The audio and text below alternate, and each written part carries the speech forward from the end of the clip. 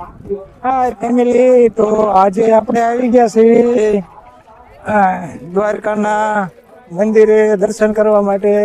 તો આ છે દ્વારકાનું, આ આપણે રૂક્ષ્મણી મંદિર કહેવાય છે. તો એ આપણે રૂક્ષ્મણી માતાના મંદિરે દર્શન કરવા માટે આવી ગયા છે.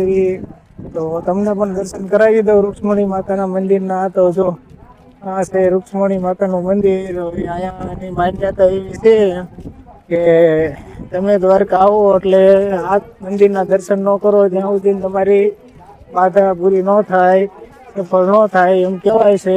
તો જોડાયેલા રહીજો, તમને મંદિરના દર્શન આપણે કરાવડાવી દેવી. તો જો અત્યારે ગળદી વધારે છે. આ અત્યારે જો સરસ મજાનું દ્વારકામાં આવેલ રૂક્ષ્મણી માતાનું મંદિર ત્યાં તમે જોઈ શકો છો. અને આ આખી સંપૂર્ણ જગ્યાના તમને પવિત્ર દર્શન કરાવડાવી દઈશ આજ.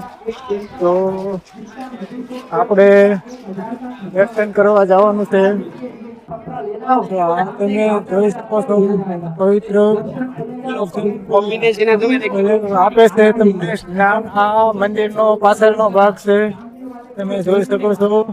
આખો પાછળનો ભાગ સરસ મજાનો. અને આ બાજુ આવેલ દરિયો, અને આ અહીંયાનો રોડ છે. તો આ પાર્કિંગ છે, આ દરિયો છે સરસ મજાનો. અને આ આખું સંપૂર્ણ મંદિરનું સ્નાન છે. જો તમે સરસ મજાનું કરી શકો છો. અને અહીંયા પબ્લિક પણ ખૂબ વધારે છે અત્યારે.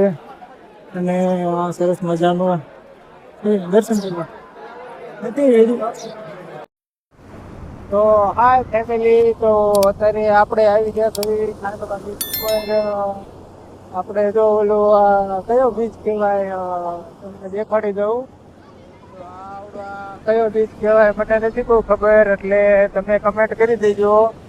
તો આપણે એ બીચ ઉપર અત્યારે આવી ગયા છીએ દરિયાની મોજ માણવા માટે. અને આપણે જો આપણે દરિયાની મોજ માણી નથી, તો આપણે અહીંયા અત્યારે જો બેઠા થઈએ, ઊભા થઈએ. આપણને તો આમાં હવે ભાઈ આજે બીચ થોડીક નાવામાં, આપણે કઈ નાવા જવાના છે નહીં. આપણે નાય છે અને આપણે ભાઈ અહીંયા ઊભા થઈએ.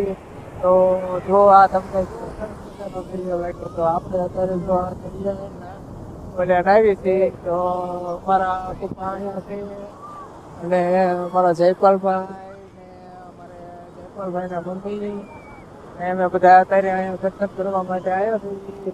તો આપણે દ્વારકાધીશના દર્શન એમાં અત્યારે ગરદી બહુ હતી, એટલે પછી આ બાજુ મળ્યા અત્યારે અહીંયા દરિયાએ નાવા. તો આ અત્યારે જો આ બધા નાહે છે.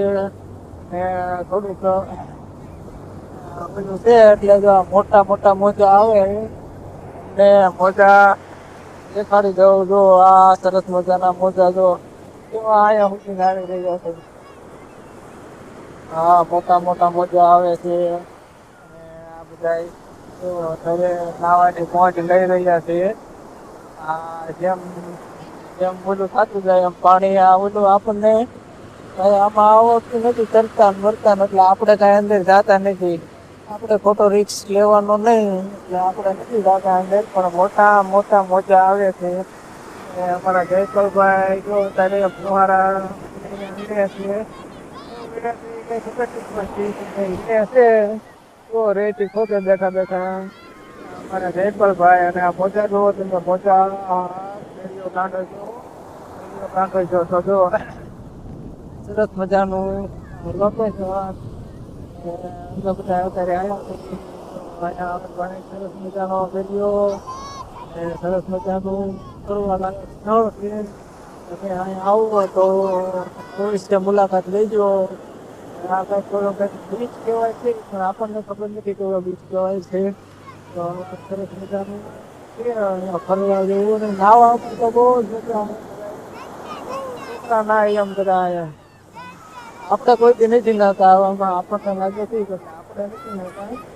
તો આ બધા એવી નાય છે. જો અમારા ભાઈ છે પાડોશીનો છોકરો, હા, અમારે જયપાલભાઈ આનું નામ જયપાલ જ છે હો. અમારે પણ ઘર પડતે જ રહેશે. ઈ પણ થાય છે. ને અમારા જયપાલભાઈ ઉભા છે.